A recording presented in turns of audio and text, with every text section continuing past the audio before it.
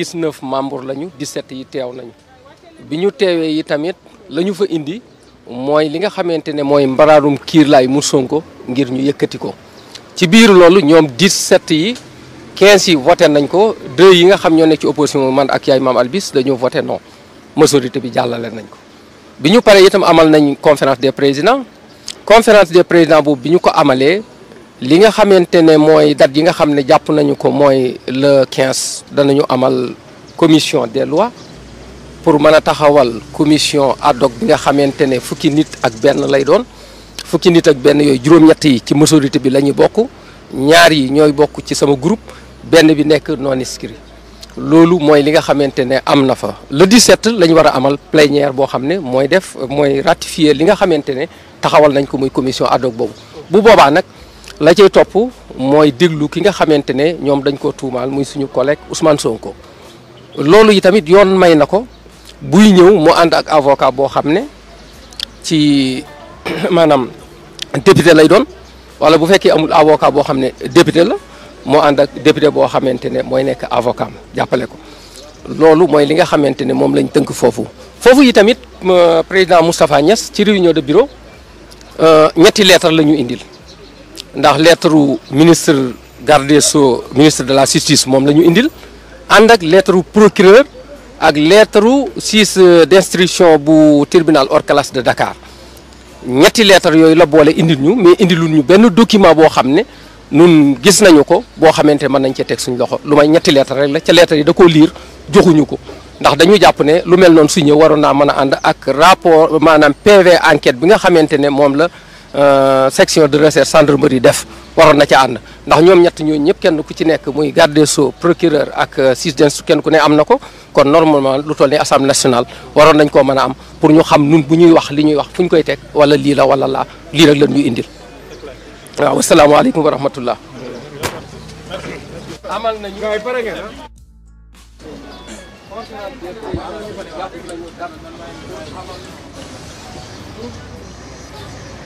alors ñu doon teewlu honorable député sëñ Bara Dolly mais damay ñaan ñu tegaat ko bu ko defee ñi nga xamante ni ñu ngi doog a ñëwaat nii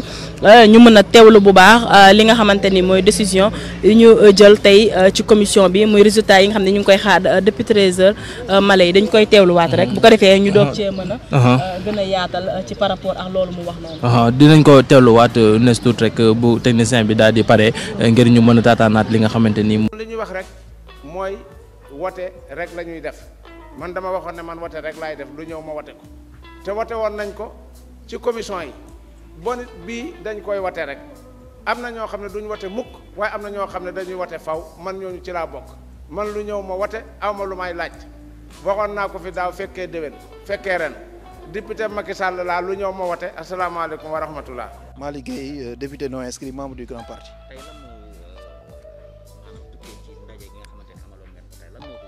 waaw dañu daje woon tey parce que assemblée nationale dafa convoqué woon la commission des lois nga xamante ni man ci laa bokk pour wax ñu nañu conférence des présidents dafa bëgg ñu mettre en place la commission ad hoc pour lever immunité parlementaire de notre collègue Ousmane Sonko. Maintenant bi ñu ñëwee je pense que nous on les a demandé de nous lire le réquisitoire du procureur ak la saisine du juge d'instruction parce que mooy les deux éléments dossiers yi nga xam ne moo nañ envoyé assemblée nationale. mais ci réquisitoire du procureur bi dañu wax ne le procureur porte plainte contre X léegi ñun leen mënuñu jàpp ne X égale Ousmane Sonko bu fekkee le procureur il est convaincu que dafa bëgg poursuivre Ousmane Sonko na wax ne en fait je vise Ousmane Sonko donc loolu mooy premier élément. Deuxième élément nous on a pensé que en fait éléments yi ñu jox c'était pas des éléments suffisants pour que ñu lever l'immunité parlementaire de notre collègue. Troisièmement, on a fait des recommandations wax leen ne leen immunité parlementaire Sénégal nañ ko réformer ko mooy ñun ñëpp député yi nañu d'accord te loolu man maa ko proposé que maintenant député bu ñu fi attaqué ti jëmale ci yoon mais nga nangu ñu def information judiciaire ba enquête bi am fu ma àgg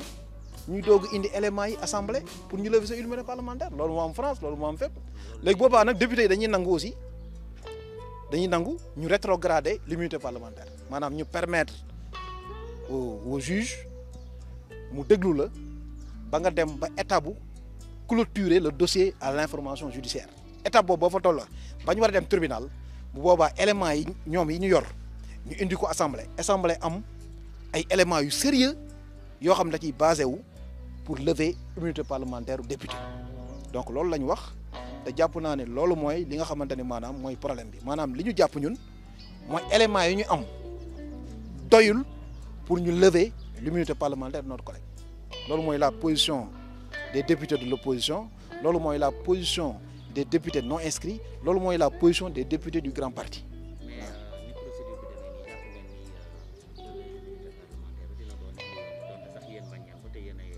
waaw non xam nga déjà li ñu man mooy représentant du peuple lañu responsabilité ku ci nekk sa bàmmeel déjà on est des croyants ak aussi maanaam sa responsabilité ñaar yooyu moo mën nekk waaw donc ku ci nekk nag individuellement jël sa responsabilité bopp maanaam bu fekkee li ñu la jox doy na pour yow nga jàpp ne war nañoo summi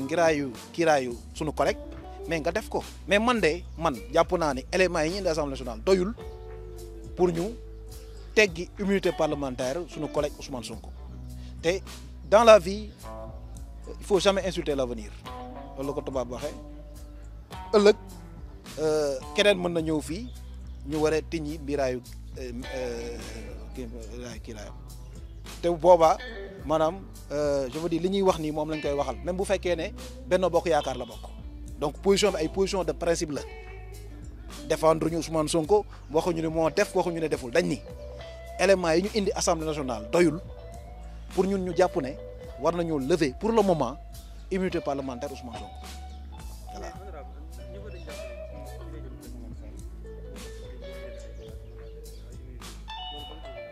waaw mais loolu moom laa doon wax bi may terminer léegi que su fekkee ne dañu jàpp ni député maanaam en fait je veux dire dañu war a rétrograder statut am mais loolu réflexion la dañ ci waxtaan bu fekkee dañ jàpp ne dañu war a député bu ñu ko convoqué war na dem wuy ji pour ñu def enquête ba enquête bi am lu mu jur assemblée mën a nekk ci responsabilité am ne lii kat su ma ko defee dina am objectivité mais bu boobaa politique lay wàññi maanaam bu boobaa kenn du ni maanaam lii dañ ko def pour politique mais day am enquête ba enquête bi jeex assemblée doogu taxaw nag parce que lii ñuy def nii bu fekkee ne maanaam éléments yi dafa xaw a fragile maanaam institution bi image am lay yàq parce que ñoom sénégalais yi ñu bari xamuñu ni immunité parlementaire problème formalité la du problème mu maanaam assemblée moo livré Ousmane Sonko tribunal ñu bari dañ jàpp ne assemblée tey lay lever immunité parlementaire kon assemblée maanaam institution boo xam ne la maanaam dafa à part président de la république moo topp ci président de la république maanaam askan wi la fi nekkal donc dafa war a taxawaayu askan wi assemblée du institution politique du institution boo xamante ne maanaam ay opinion politique dañ fi war a am moo tax je pense que li nga xamante ni maanaam ñun jàpp nañ ko mooy war nañ xoolaat bu baax les réformes yi ñu war a mettre en place pour que l'Assemblée nationale nekk une assemblée plus audible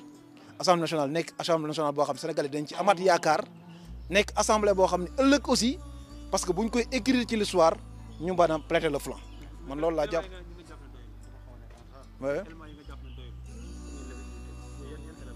non c'est que dama ni bi ñu ñëwee on a demandé à la présidente commission des lois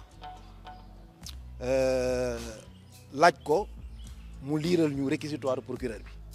mais procureur bi dafa bind ci réquisitoire am que day viser X ci plainte bi léegi nag ñu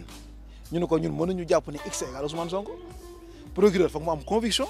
ci li muy wax bu fekkee ne dafa jàpp ne éléments yi flagrance la mais na viser Ousmane Sonko sur la plainte mais ñun kenn duñu dugal ci ay jiixi jaaxa te jiixi jaaxa boo amee foofu c'est au bénéfice en fait du prévenu donc comme jiixi jaaxa am na man sama responsabilité laa jël ne voté wu ma ak député grand parti yi ak opposition ak groupe parlementaire yi ak opposition voté wuñu la commission ad hoc bi war a mettre en place la levée de l'immunité parlementaire. réew mi xaw ma nu fi am waaye du justice amu fi te ma tiit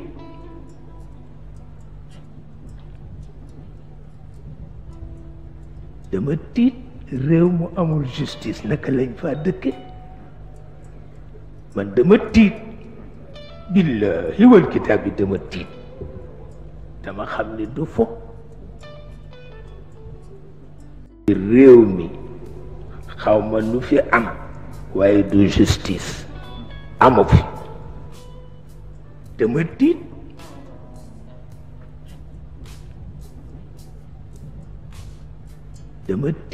réew mu amul justice naka lañ fa dëkke man dama tiit billahi wal kitaab bi dama tiit dama xam ne du fo réew mi xaw ma nu fi am waaye du justice amu fi dama tiit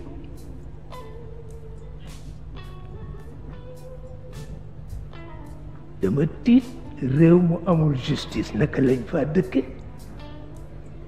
man dama tiit billahi wal kitaab bi dama tiit dama xam ne du fo réew mi xaw ma nu fi am waaye du justice amu fi dama tiit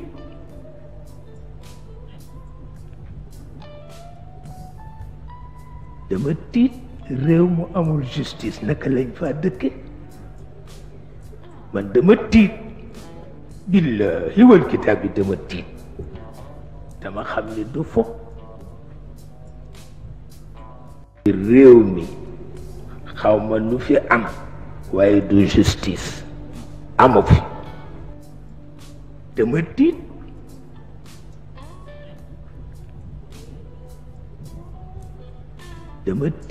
réew mu amul justice naka lañ fa dëkke man dama tiit billahi wal kitaab bi dama tiit dama xam ne du fo